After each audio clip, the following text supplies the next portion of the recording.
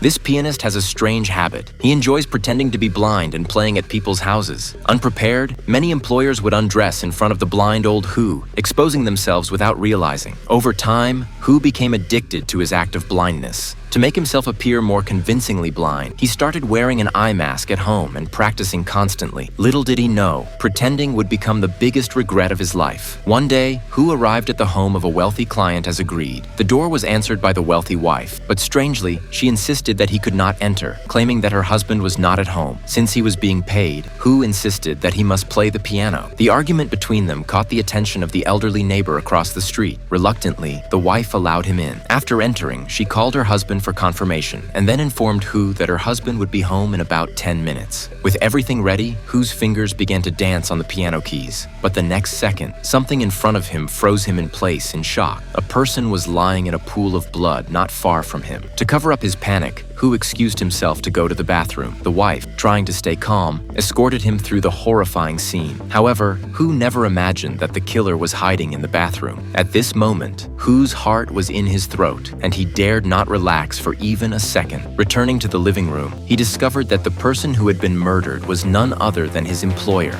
the wealthy man. It turned out that today was the couple's wedding anniversary. The wealthy man had returned early from a business trip, eagerly preparing a surprise for his wife. But just as he arrived, the unexpected happened.